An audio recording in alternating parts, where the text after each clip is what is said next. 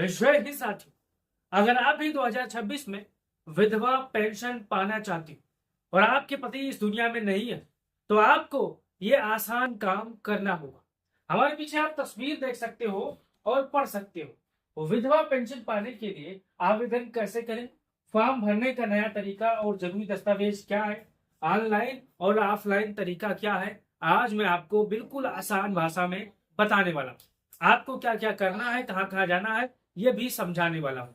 तो अगर आप भी विधवा पेंशन के पात्र हैं, हकदार हैं, तो कमेंट बॉक्स में आप इसको लेकर अपना राय जरूर दो कि आपका पेंशन चल रहा है या आपका पेंशन रुक गया या आप पेंशन के लिए आवेदन करने वाले हो। आप इसके बारे में जरूर बताइएगा। अब यहाँ पर शुरुआत करते हैं। यहाँ पर आप देख सकते हो विधवा पेंशन 2026 आवेदन करने से पहले ये 10 बातें जान लीजिए, वरना आपका फॉर्म भी कैंसिल हो जाएगा, रिजेक्ट हो जाएगा।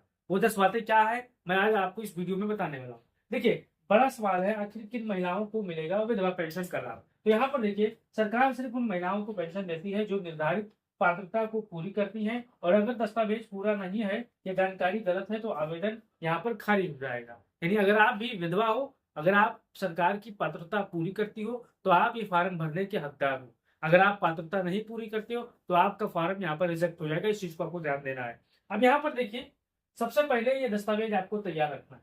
अगर आपके पास ये दस्तावेज है तो बढ़िया बात है, नहीं है तो कमेंट बॉक्स में आप इसको लेकर सवाल पूछ सकते हो। देखिए, आपको क्या क्या तैयार करना है, ये जरूरी दस्तावेज है जो फॉर्म भरने में बेहद काम आएगा। अब देखिए, आपको आधार कार्ड एकदम ठीक ठाक करा लेना है, मोबाइल नंबर लिंक करा लेना है, नाम में कोई गलती हो ठीक करा लेना है, पति का मृत्यु प्रमाण पत्र अगर आपके पास है या नहीं है तो उसको बनवा लेना है, बैंक पासबुक अगर है या खाता आपका खुला है तो आप नहीं खुला है तो आप खुलवा लीजिए, पासबुक साइज फोटो बहुत ही आम बात है, सबके पास होती है, मोबाइल नंबर होना चाहिए, आय प्रमाण पत्र अगर नहीं है तो आप तहसील से जाकर आप बनवा सकते हो, और निवास प्रमाण पत्र भी नहीं है तो आप तहसील से बनवा सकते हो। राशन कार्ड आपके पास 60% होगा तो राशन कार्ड का भी कहीं ना कहीं यहाँ पर इस्तेमाल होता है फॉर्म भरने में। तो ये वो कागज है, आप चाहो तो इस चीज का आप स्क्रीनशॉट ले सकते हो। मैं कुछ सेकंड के लिए हट जाता हूँ, आप स्क्रीनशॉट ले सकते हो क्योंकि ये कागज आपके बहुत काम आने वाला है। भविष्य में जब आप फॉर्म भरोगे तो आपके लिए महत्वपूर्ण चीज है। अब यहाँ पर आगे देखिए, ऑनलाइन आवेदन कैसे कर सकते हैं। यहाँ पर 5 चरण है, मैं आपको एक एक बताने वाला हूँ। देखिए, आपको पहला चरण यहाँ पर आधिकारिक वेबसाइट पर जाना है। अगर आप पढ़े लिखे हो, मोबाइल चलाते हो, तो आपको क्या करना है, आपको आधिकारिक वेबसाइट पर जाना है, अपने राज्य की समाज कल्याण विभाग की वेबसाइट को आपको खोलना है। और दूसरा चरण, नया पंजीकरण कैसे करें, नाम आपको दर्ज करना है, मोबाइल नंबर दर्ज करना है, आधार की संख्या आपको वहां पर डालना है। तीसरा चरण है आवेदन फॉर्म भरें। इन जानकारियों को बहुत ध्यान से भरें कि आपका पूरा नाम क्या है, पति का पूरा नाम क्या है, और जन्म तिथि क्या है, और पूरा पता क्या है, बैंक खाता संख्या क्या है, आधार संख्या क्या है। और चौथा चरण है दस्तावेज अपलोड करें। आपको फोटो अपलोड करना है, और यहाँ पर आपको मृत्यु प्रमाण पत्र अपलोड करना है, बैंक पासबुक डालना है, आय प्रमाण पत्र और निवास प्रमाण पत्र अपलोड करना है। ये चौथा चरण हो गया। और पांचवा चरण ये है, यहाँ पर आप देख सकते हो, फॉर्म जमा करने के बाद आवेदन संख्या लिखकर आपको सुरक्षित कर लेना है, ताकि भविष्य में आप चेक कर पाओ कि ये कैसे होगा, कैसे खुलेगा। तो यहाँ पर अगर आप पढ़े लिखे हो, मोबाइल चलाते हो, तो आपको ये करना है। लेकिन जो सबसे आसान तरीका है वो ऑफलाइन तरीका है। अब देखिए, ऑफलाइन आवेदन करने का तरीका क्या है, यहाँ पर आप देखिए, अगर ऑनलाइन आवेदन नहीं कर पा रहे हैं आप, तो घबराने की आपको जरूरत नहीं है। आपको इन कार्यालयों में जाकर फॉर्म जमा करना है। देखिए, ग्राम पंचायत कार्यालय में, ब्लॉक कार्यालय में, या तहसील कार्यालय में, या समाज कल्याण विभाग कार्यालय में, या जन सेवा केंद्र में, तो आपको जाकर यहाँ पर इन कार्यालयों में फॉर्म ले लेना है। अब ऑफलाइन भरने का कैसा है, चरण एक, विधवा पेंशन का फॉर्म आपको लेना है। चरण दूसरा, फॉर्म में सभी जानकारी आपको भरना है। चरण तीसरा, सभी दस्तावेज को फोटो कॉपी आपको लगाना है। और चौथा, फॉर्म जमा करना है। पांचवा, रसीद लेने में बिल्कुल आपको नहीं भूल करना है, इस चीज को आपको ध्यान देना है।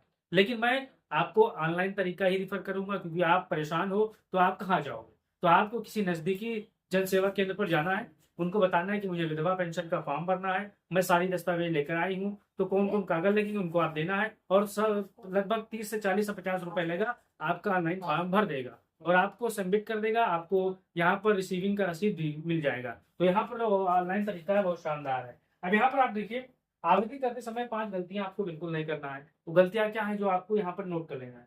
गलत बैंक खाता संख्या न लिखें, अगर आपके पास खाता संख्या ठीक है तो उसको लिखना है। आधार संख्या आपको गलत नहीं भरना है, न भरवाना है। किसी और का बैंक खाता आपको नहीं देना है, इस चीज को समझना है। अधूरा फॉर्म आपको जमा नहीं करना है, और नकली दस्तावेज आपको नहीं लगाना है। ये गलतियां बहुत सी महिलाएं करती हैं, फिर बाद में आती हैं, कहती हैं कि हम फॉर्म भरे तो पैसा नहीं मिला। अब यहाँ पर आगे देखिए, आवेदन करने के बाद आपको क्या करना है, आवेदन की स्थिति को आपको जांचना है। जांचते रहें हमेशा, मोबाइल नंबर आपको चालू रखना है, बैंक खाते की जानकारी आपको अपडेट रखना है, आवेदन की संख्या आपको संभाल कर रखना है ताकि भविष्य में बहुत ही कामगार चीज है। अब यहाँ पर अंतिम किन चरणों में फॉर्म रिजेक्ट हो जाता है ये भी जान लीजिए। देखिए बहुत से महिलाएं हैं कमेंट करती हैं कि भैया हम फॉर्म भरते लेकिन हमारा फॉर्म रिजेक्ट हो जाता है। तो वो गलतियां क्या करती है, देखिए आय सीमा से अधिक होना, तो सरकार को पता चल जाती है आपके आधार कार्ड के माध्यम से कि आपकी आय कितनी है। पति का मृत्यु प्रमाण पत्र ना होना, दस्तावेज में नाम अलग अलग होना, आधार और बैंक खाते की मिलान न होना, गलत जानकारी देना। अब बहुत से ऐसी महिलाएं हैं जिनका पति का मृत्यु प्रमाण पत्र नहीं है। बहुत सी ऐसी महिलाएं हैं जिनके दस्तावेज में आधार में नाम दूसरा है, पैन कार्ड में दूसरा है और राशन कार्ड में दूसरा है। तो इन नामों को एक समान ठीक कराना है और यहाँ पर बैंक खाता भी नहीं है, दिक्कत है, इसलिए उनका फॉर्म रिजेक्ट हो जाता है। तो अगर आप भी विधवा पेंशन लेना चाहती हूँ, मैंने आपको हर स्टेप बाय स्टेप जानकारी दी है। अगर आपको ये जानकारी अच्छी लगी तो आप अपना कीमती राय जरूर दो। अगर कोई सवाल है तो कमेंट बॉक्स में या मैसेज करके आप पूछ सकते हो और वीडियो को शेयर कर सकते हो।